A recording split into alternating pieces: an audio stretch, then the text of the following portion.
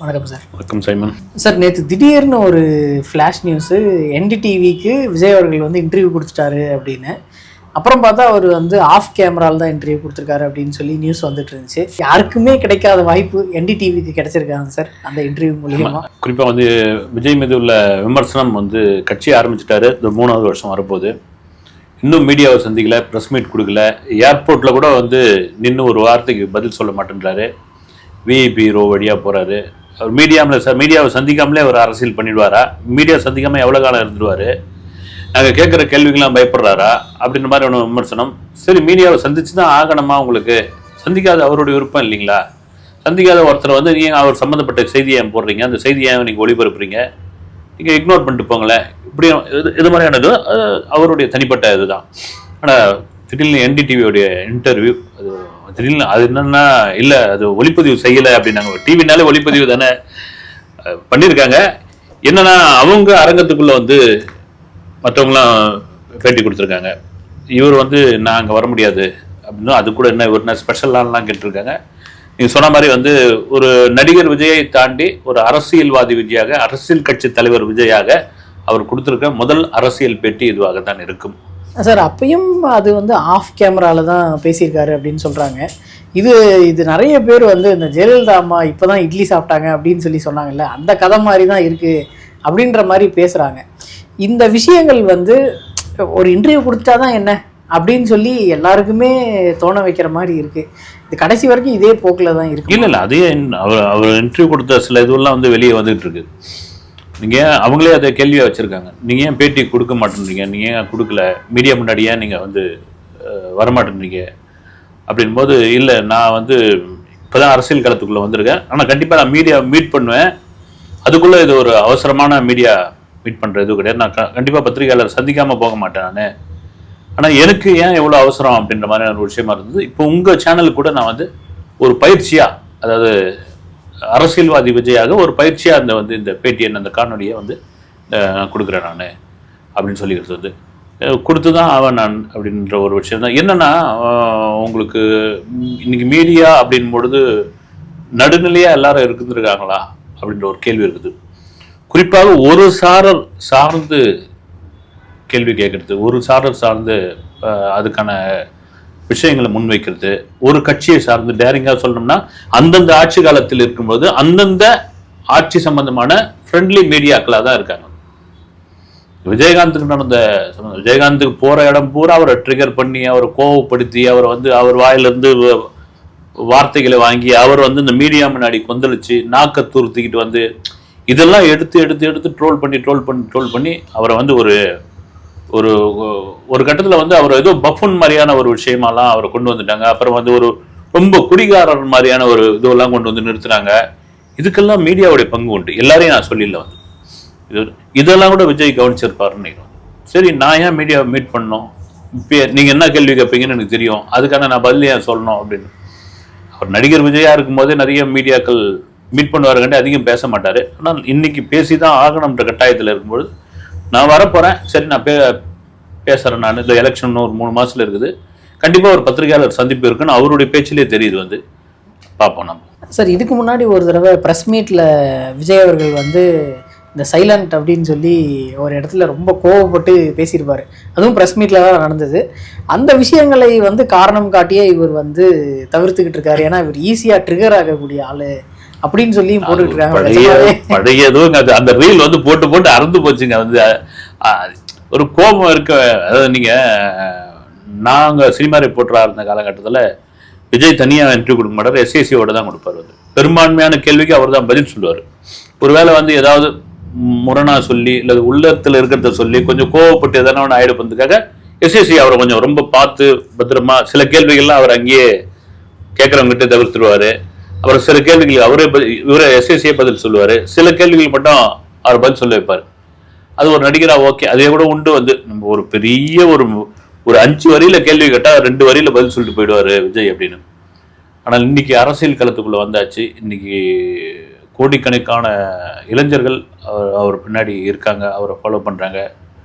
வாங்க அரசியல், நீங்கள் வாங்க, இந்த 2026 உங்களுக்கான ஆதரவை நாங்கள் கொடுக்குறோம் அப்படின்ற மாதிரி எங்கே பார்த்தாலும் ஒரு ஆதரவு அலைகள் வந்து அவருக்கு, மக்கள் ஆதரவு அலைகள் அவருக்கு இருக்கும் பொழுது கண்டிப்பாக மீடியா முன்னாடி பேசித்தான் ஆக வேண்டும். அதை நான் வந்து அவர் அந்த NDTV பேட்டியில் சொன்னதாக ஒரு தகவல் வருது, நான் மறுக்கலை, என்னைக்காவது நான் பேசிட்டாங்க, அது என்னுடைய முடிவாக இருக்கட்டுமே அப்படின்ற ஒரு விஷயம் தான்.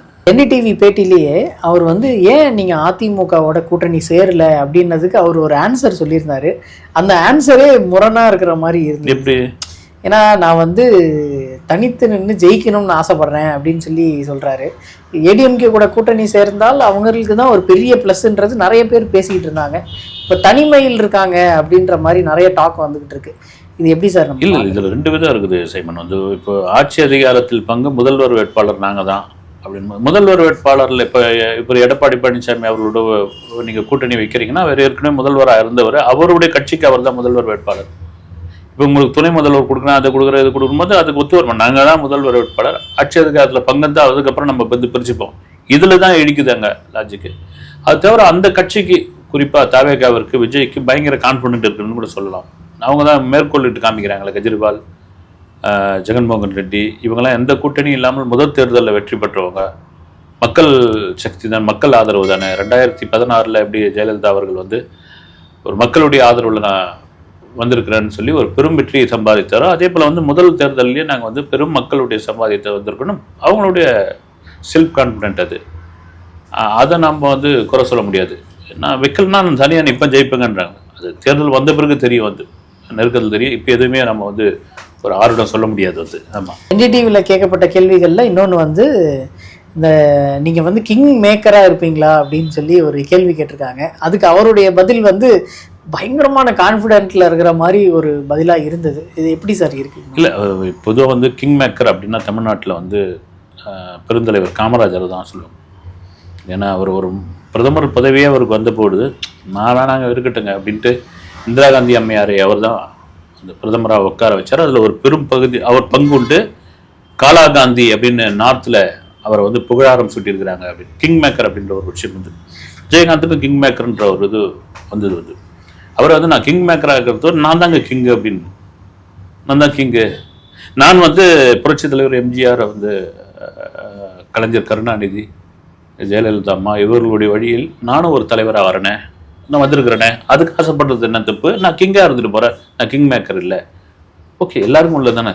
தலைவர்ன்ற ஒரு இடம், முதல்வர்ன்ற ஒரு நாற்காலி, அதுக்காக தானே வந்து இது ஒன்றும் நியாயமான ஒரு ஆசை தான், அது தப்பே கிடையாது. சார், இப்போ NDTVயில் நேற்று நடந்த இன்டர்வியூ வந்து இவங்க இன்டர்வியூ எடுத்ததாக சொல்லி நிறைய நியூஸஸ் வந்து ரிலீஸ் ஆகிட்டு இருக்கு. நேற்று அதே சமயத்தில் வந்து நிறைய தலைவர்கள் அவங்களோட ஸ்டுடியோவில் போய் பேசியிருக்காங்க. நிறைய பேர் வந்து போய் பேசியிருக்காங்க. எடப்பாடி பழனிசாமி அவர்களாக இருக்கட்டும், ஸ்டாலின் அவர்களாக இருக்கட்டும், கமலஹாசன் அவர்களாக இருக்கட்டும், அந்த மாதிரி நிறைய பேர் வந்து போய் பேசியிருக்காங்க. விஜய் அவர்களுக்கு மட்டும் என்ன தனி கவனிப்பு அப்படின்ற மாதிரி பேசிக்கிட்டு இருக்காங்க. இல்லை அவர் ஏன் வெளியே போக மாட்டேங்கிறார், இவ்வளோ தலைவர்கள் வந்து ஒரு இடத்துக்கு போகிறாங்க, ஆனால் அவர் வர்றதுக்கு ஏன் தயங்குறாரு அப்படின்னு சொல்லி நிறைய டாக்ஸ் போயிட்டு இருக்கு. இது ஒரு கான்ட்ரவர்சியாக கன்வெர்ட் பண்ணிட்டு இருக்காங்க. அது எப்படி சார் பார்க்கலாம்? இல்லை, அது ஒவ்வொரு சில பேருடைய இதுவாக இருக்கலாம். வந்து மேபி வந்து விருப்பு நான் வராதுக்கு ஏதோ காரணமாக இருக்கலாம். நீங்கள் ஒன்றா வந்து என்னை வந்து இன்டர்வியூ பண்ணிக்கோங்க அப்படின்னு. ஆனால் என்னை பொறுத்த வரைக்கும் போய் தான் இருக்கலாம். வந்து என்ன இருக்குது வந்து இதில் ஒரு முதல்வர் வந்திருக்காரு, ஒரு முன்னாள் முதல்வர் வந்திருக்காரு, ஒரு MP வந்திருக்காங்க, ஒரு உலகநாயகன் கமலஹாசன், அவர் ஒரு கட்சியினுடைய தலைவர், அவர் வந்திருக்காருன்னு போயிருக்கலாம், அரங்கத்தில் போய் உட்காந்துருக்கலாம். நான் வரமாட்டேன், விருப்பம் இருந்தால் நீங்கள் எடுத்துங்க அப்படின்போது இது ஒரு பேசும் பொருள் தான். அது விஜயோடைய நிலைப்பாடு தானே, அவருடைய முடிவு தான் அது. அவர் போயிருந்தா இன்னும் பெரிய ப்ளஸ்ஸாக இருக்குமே அப்படின்னு ஒரு கண்டிப்பாக. ஏன்னா அங்கே உட்காந்து அவர் பேசுகிற அந்த ஒரு விஷயமும் எல்லாருமே கவனிக்க ஆரம்பிச்சிருப்பாங்க. ஆனால் இவர் போகாமல் இப்படி ஆஃப் கேமராவில் இன்டர்வியூ கொடுக்கறதுன்றது நிறைய பேர் ஒரு கான்ட்ரவர்சியாக அதை மாற்றிக்கிட்டு இருக்காங்க. ஏன்னா களத்துக்குள்ளே வந்தாச்சு, வந்த பிறகு போய் எல்லாரையும் தான் சந்திச்சு ஆகணும். வந்து நீங்கள் சந்திக்காமல் இருக்க முடியாது. இல்லை, சந்திக்காமல் இருந்தாலும் அது இதுவும் இல்லை, வாங்க பார்த்துடலாம் வந்து அப்படின்னு. விஜய் அவருடைய முடிவில் என்ன இருக்கிறாரோ அவருடைய அந்த அவருடைய அந்த முடிவை வந்து அவருடைய கட்சிக்காரர்கள், அவருடைய தொண்டர்கள் ஏற்றுக்கிறாங்க பொழுது. ஆனால் நீங்கள் சொல்கிற மாதிரி என்னுடைய விருப்பமும் அதுதான். வந்து எல்லாரும் இருக்காங்களா, வாங்க வந்து உட்காந்து பேசினா அது வேற விதமாக இருக்கும். வந்து என்னன்னு தெரியல. அது வந்து விஜய் அவர்கள் வந்து அடுத்த கட்ட நகர்வு வந்து பயங்கரமாக இருக்கும் அப்படின்னு சொல்லிட்டு போயிட்டாரு. ஆனால் இன்னும் எந்த ஒரு ஸ்டெப்புமே இல்லாமல் இன்னும் அப்படியே கொஞ்சம் தொய்வாக தான் போயிட்டுருக்கு டிவிகே சைட்லேருந்து. இது எப்போ அந்த வேகம் அடையும்? ஏன்னா அந்த ஸ்டார்டிங் ட்ரபிளா இல்லை என்னன்னு தெரியல. இன்னும் ரொம்ப கம்மியான ஒரு ஃபோர்ஸில் தான் ஒர்க் பண்ணிகிட்டு இருக்காங்க. இன்னும் 2 மாதம் தான் இருக்குன்றது நம்ம அடிக்கடி சொல்லிக்கிட்டு இருக்கோமே தவிர அவங்களுக்கு தெரியுதா இல்லையான்றது புரிய மாட்டேங்குது. என்ன சார் அடுத்த நகர்வாக இருக்கும்? அடுத்த நகர்வு அவர் அந்த இன்டர்வியூல கூட சொல்லியிருக்காரு, இது ரொம்ப காலம் அதிகமாக இல்லை, 2 மாதம் தான் இருக்குது, கடுமையாக உழைக்கணும், கண்டிப்பாக இந்த தேர்தலை வந்து ஒரு வெற்றி தேர்தலாக நாங்கள் வந்து சந்திச்சாகணும். குறிப்பாக வந்து இந்த ஒரு 5-6 மாவட்டங்களுக்கு சுற்றுப்பயணம் போனார். அந்த சுற்றுப்பயணம் கரூர் சம்பவத்துக்கு அப்புறம் அப்படியே வந்து முடங்கி போச்சு. இப்போது இந்த பிப்ரவரி 2வது வாரத்தில் வேலூர்லேருந்து அவருடைய பிரச்சார பயணத்தை தொடங்கலாம், மக்களை சந்திக்கிற பயணத்தை தொடங்கலாம்ன்ற ஒரு முடிவுக்கு ஒரு இதுக்கு வந்திருக்காங்க. அதுக்கான பர்மிஷன் இந்த ஏற்பாடுகள்லாம் நடந்துகிட்டு இருக்காங்க. இன்னும் தென் மாவட்டத்துக்கு போகல. முக்கியமான ஒரு விஷயம் என்னென்னா, தென் மாவட்டத்துக்கும் ராம்நாத் மாதிரியான இந்த கடலோர மாவட்டத்துக்கும் அவர் இன்னும் தன்னுடைய சுற்றுப்பயணத்தை போகலை. அதற்கான ஏற்பாடுலாம் நடந்துகிட்டு இருக்காங்க. இந்த 2 மாதத்தில் அது எப்படி டிசைன் பண்ணி அதை எப்படி கொண்டு போக போகிறாங்க, அதுக்கு எப்படி அந்த வழிகாட்டுதல் முறைகள்லாம் வந்து அது எப்படி அவங்களுக்கு கிடைக்க போகுது. முக்கியமாக பல இடங்களில் இப்போ என்ன கட்சி நிர்வாகிகள் கூட ஒரு கூட்டம் நடந்ததாக சொல்கிறாங்க. இது வெளியே இல்லாமல் ரகசியமாக எப்படி மக்கள் எப்படி இருக்காங்க, எப்படி போய் சந்திக்கலாம், குறிப்பாக வந்து இந்த வேட்பாளர் அறிமுகம், சின்னத்தை கொண்டு போய் சேர்க்கறது, இதெல்லாம் எப்படி பண்ணலான்னு போது ஒட்டுமொத்தமாக அந்த வந்து இந்த நிர்வாகிகள் அன்றைக்கி வந்திருந்தவங்களாம் நீங்கள் வந்து அவனை தலைவரே அப்படின்றாங்க. ஏன்னா ஒரு ஸ்டார் வேல்யூ உள்ள ஒரு முகம், விஜய்க்காக தான் இவ்வளோ கூட்டம் வருது, விஜய் தான் அப்படின்ற பொழுது அங்கே வந்து நீங்கள் வந்தாங்களாம் அப்படின்னு பொழுது அதை எப்படி இந்த 2 மாதத்துக்குள்ளே இருக்கிற இந்த மீதி கவர் பண்ண வேண்டிய ஏரியாவில் அப்படி கொண்டு போகலாம்ன்ற மாதிரியான ஒரு கட்சியில் ஒரு பெரும் ஆலோசனை நடந்துகிட்டு இருப்பதாக தகவல். சரி, இப்போது எஸ்ஓபி வந்து கொடுத்துருக்காங்க, அதில் வந்து 1 மாதத்துக்கு முன்னாடியே பெர்மிஷன் வாங்கணும் அப்படின்னு சொல்லி ஒரு ரூல் இருக்குது. அதை எதிர்த்து டிவிகே சைடில் இருந்து நிர்மல்குமார் அவர்கள் வந்து கேஸ் ஃபைல் பண்ணியிருக்காரு. இந்த விஷயம் வந்து இப்போது 1 மாதத்துக்கு முன்னாடியே பெர்மிஷன் கேட்குறாங்கன்னா, இவங்க அடுத்த மாதத்துக்கு ஃபுல்லாக பிளான் போட்டு இப்போவே பெர்மிஷன் லெட்டர் கேட்டு கொடுக்க ஆரம்பிச்சிட்டாங்கன்னா நெக்ஸ்ட் மந்த்துக்கு வந்து அவங்களுக்கு ஒரு ஃபுல் ஃப்ளெஜ்டாக ஒரு இது கிடச்சிரும்.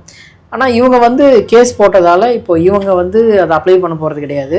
கேஸ் என்ன நடக்கும்ன்றது தெரியாது. இந்த ஜனநாயகன் கதை மாதிரி அதுவும் தள்ளி போயிட்டே இருந்துச்சுன்னா இவங்களுக்கு பெர்மிஷனும் கிடைக்காது. இப்போ வந்து டிஎம்கே கவர்மெண்ட் வந்து எங்களுக்கு பெர்மிஷன் தரமாட்டுறாங்க, எங்களை வந்து கட்டி போடுறாங்க அப்படின்னு பேசுகிறாங்க. இப்போது எலெக்ஷன் கமிஷன் வந்து உள்ளே இறங்கிட்டா இதை விட பயங்கரமான ரூல்ஸ் வந்து இருக்கும். அப்படி இருக்கும்போது அவங்க இதை தொடர்ந்து பண்ணுறது நல்லா இருக்குமா சார்? அவங்க தரப்பில் என்ன சொல்கிறாங்க, இந்தியாவிலே எந்த கட்சிக்கும் இந்த மாதிரியான எஸ்ஓபி எல்லா கட்சிக்கும் தான் சார் இல்லை. இது மாதிரி ஒரு 30 நாளுக்கு முன்னாடி நீங்கள் வந்து பர்மிஷன் வாங்கணும். அப்புறமா வந்து இதில் யார் வந்து உறுதிமொழி எடுத்து ஒரு கையெழுத்து போடுறாங்களா, ஏதாவது ஒரு அசம்பாவிதம் ஏற்பட்டு தான் அவர் தான் பொறுப்பாவார், அவர் மேலே தான் வந்து வழக்காகும். அது மாதிரியான அடுக்கடுக்கான கண்டிஷன்கள் இருக்குது. ஆனால் இது மாதிரி வந்து ஒரு அழுத்தம் கிடையாது. வந்து இது எங்களுக்கு தான் முதல் முறை அப்படின்னு ஒருவேளை அதுக்காக அவங்க வந்து நீதிமன்றத்தில் நாடி இருக்கலாம்.